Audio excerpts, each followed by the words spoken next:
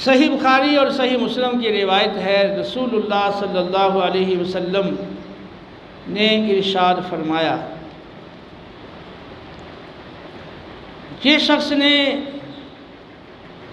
بیت اللہ شریف کا حج ادا کیا اور پورے حج کے دوران وہ جنسی باتوں سے، فحش کلامی سے اور ہر طرح کے گناہ سے بچا رہا، وہ گناہوں سے ایسا پاک اور صاف ہو کر واپس لوٹتا ہے